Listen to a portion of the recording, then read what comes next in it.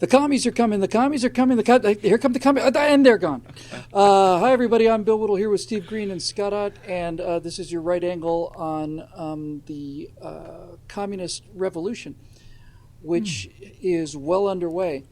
Not in the depths of the Kremlin or perhaps in the bowels of some submarine base in China. No, the workers' paradise will be brought to earth right here in your very own friendly University of California, Los Angeles. The communists are here in UCLA. We had a professor just recently at UCLA talk about the almost amazing photocopy parallel of the lives of Che Guevara and Jesus Christ, essentially the same person as far as this person was concerned. Of course, Jesus didn't do all of that murdering and execution and shooting kids in the back of the head stuff, but we won't quibble about details when it comes to that kind of thing. They look kind of the same, and that's the important point. But we get this story which comes to us from our friends on Campus Reform, who are really terrific guys, keeping an eye on what's going on out there in what used to be known as the university system of the United States of America, which, like the public education system, at one point was the pride of the world, but which is now simply a laughingstock. So I decided I wanted to cover this story because of two different elements in the story that I found particularly hilarious. Scott, we mentioned this in the backstage show. But here's literally the handwriting on the wall, so to speak, about the coming revolution. And boy, if you want to talk about a simmering hotbed of unrest and just fetid misery, Westwood, California certainly is going to be the epicenter of that. It's the Stalingrad of the Pacific, as I'm sure everybody knows. So on the sidewalk, here's a picture you can see, chalked on the sidewalk in a very kind of a soft, round hand, in one of the most beautiful places on the face of planet Earth, is the Communist Party at UCLA's statement: if you want to see this stop, come talk to us. You have a role to play. See what stopped? The flowers in the neatly trimmed garden along the side of this path that goes through this bucolic paradise of brick buildings under a 70-degree sunshine.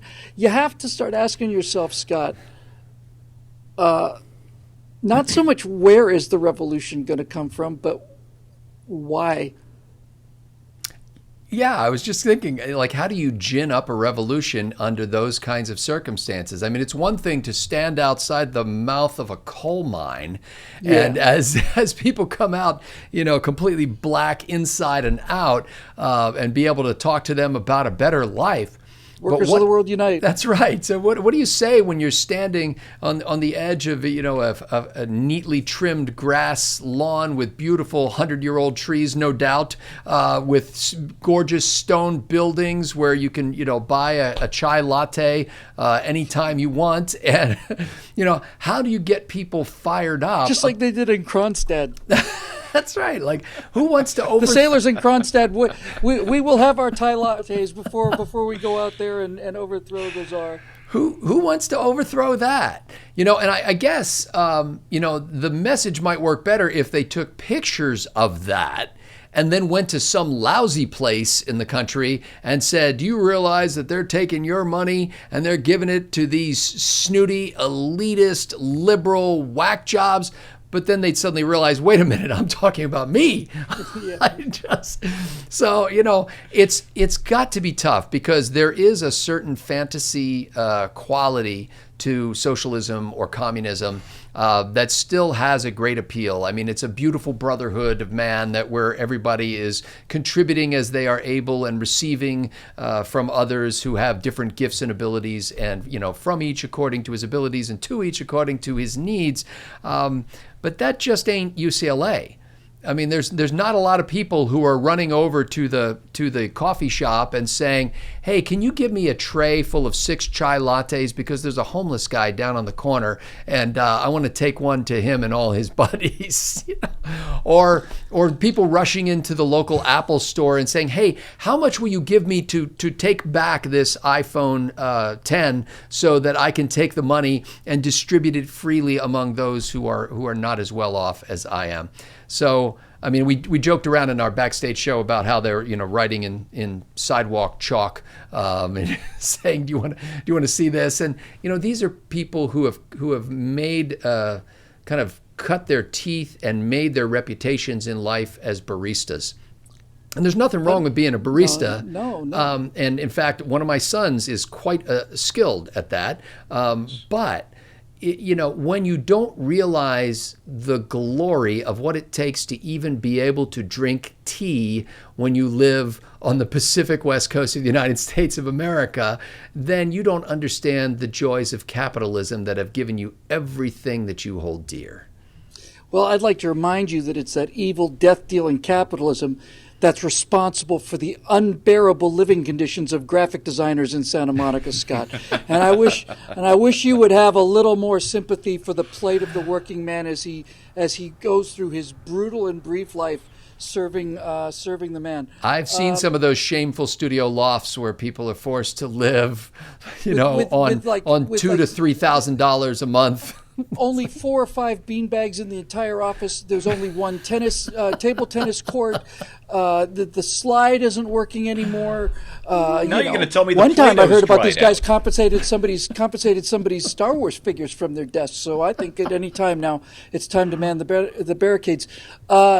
Steve, this quote is from a from a UCLA student, so I'm going to assume it's not coming from a rock-ribbed conservative, an anonymous UCLA student. But the UCLA student is referring to the communists on campus, and they've got a poster there talking about how they, meaning the communists, could actually defeat the United States military, how this hardy band of baristas and graphic designers could take on, Another hardy band of baristas and graphic designers? Yeah. No, take on the U.S. military. But here's how it could all work. They've got the whole thing laid out. So here's what an anonymous college student said, and I just want to get your take on this. I'm going to have to read this quote directly. Oh, no. A college student said, they're suicidal for thinking they can take on the military of a country that literally spends more money on the military than the next 7 countries combined, but at least they're following true Marxist thought. An undergraduate who wished to remain anonymous called Campus Reform. Here it comes. Ready? Ready. It reminds me of Sparta in that the state is a highly trained army entirely due to fear of a helot revolution, except replace helot with communist and replace fear with not that much fear.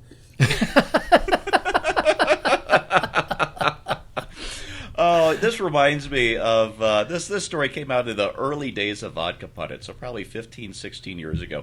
And it was one of these super left-wing publications. They didn't call themselves communists, but they didn't really have to. You could read between the red lines there. And they described Colorado Springs, where I lived at the time, and I still live very close to there, as one of the most heavily militarized cities in the United States. And so you get this image of, buildings with barbed wire at the top and machine gun nests and all that. No, we've got a couple of Air Force bases. NORAD's buried in the mountain. There's a Lockheed Martin office, kind of a big one and all the rest, but heavily militarized city. Mm. And all I can think is, this is the stuff we buy with our pocket change, really. We spend barely 5% of our GDP on national defense, and we can still kick your asses. Aren't you tired of losing? Seriously, this is my question to communists. Aren't you just tired of losing? You would have lost to the Nazis, except we built so much spare war material that we sent a crap load of it to the communists in the Soviet Union. 100,000 Studebaker trucks, yes, among other things. Again, this was our pocket change during the war. We give you our alms, and that is what allows you to survive here. Venezuela. You pissed away the most oil-rich country in the entire world. China decided, well, we're still communists, but and I love this. Which Chinese communist leader was it who said that it is glorious to make money? You guys lost China. I mean, they still call it communist, but you lost. Everywhere you go, you lose. Everything you touch, you ruin. Aren't you tired of this? And I haven't even gotten to the part where there are 100 million dead bodies due to communism. 100 million. And you say, oh, we're for togetherness and we're against racism. Oh, bull crap. Stalin used to move entire ethnic groups around the Soviet Union just to make his borders a little tidier, or to remove perceived threats. And, oh, but Hitler killed all the Jews. Yeah, Stalin was planning on a murderous purge of the Jews right before he died. So don't give me any of this stuff. You're wrong about everything, you ruin everything, and you lose to us every single time. So grow up and get a job, you damn communist. I think we can sum up the situation here, and it's not entirely funny, although God knows it certainly leans that way. Here's a little piece of a flyer that's in the article. This is basically exactly what you just said, Steve. It says, it's a little clipping from a newspaper. It says, "Join the Revolution Club." The Revolution Club is organized to fight the power total to the systemites, only half of the other, and transform with a revolution in capital letters, so you know that it must be real. So basically, if you got some time after, maybe a little swim in the pool, join the Revolution Club and overthrow the system. So all of this is funny. The idea that they can take on the United States military, or that they're even having the discussion. I mean, I personally, with my own eyes, have seen Little League baseball teams in Texas that could take this entire group to the cleaners and leave a bloody mess on the floor. So on one hand, on one hand, it's easy to laugh at. On another hand, you really do have to ask yourself how these people can show their face in public, and this is really the root of the problem. Since the entire media in this country has leaned left from the beginning of the progressive era, the crimes of the Soviets and the Chinese communists have never been reported to the same degree that the crimes of the Nazis were. And this is not a contest you particularly want to get into in terms of saying, well, they were worse because they killed 7 times many people, but they were worse because they killed 7 times as many people, and there's you never hear about it. Part of that is because there's no pictures. If there had been photographs, we would be more aware of it. But they're showing their face in public. That is alarming and disturbing. And I'm not in favor of kicking them off campus. On the contrary, I'm glad to see these clowns there. But you do have to ask yourself, if somebody's going to compare Che Guevara to Jesus Christ, you might want to ask some questions of a more pointed nature towards the end of that lecture. The thing that is actually, I think, kind of good news is you can sometimes judge yourself by the quality of your enemies. And one of the things I've just constantly run into is how unbelievably sad it is that we're losing so much of our freedom to such weenies. I mean, we deserve better enemies than this. If we had better enemies, we'd put up a better fight. All of these posters are from revcom.com, which is Bob Avakian or whatever his name is, and I check out this site. He's like the leader of the Communist Party of America, or Revolutionary Communist Party of America. Splitters. In any event, if you look at this guy, it's like you must read this book, where the book quotes himself. As Bob Avakian said, Bob Avakian wisely noted, what? Okay. I'd really, really rather be fighting Bob Avakian than Howdy Doody, honestly. I really would. So it's a toss-up, folks. What do you say about this? It's a disgrace that it's on a campus at a university, but even the communists are being laughed at UCLA, California. Now, if only they could make the connection between communism and socialism, you might actually have the beginning of a movement there. I generally try to keep my powder dry as a general rule, but this is not something I'm going to be losing a whole lot of sleep over in the immediate future. Let's just put it that way. Just replace fear with not that much fear.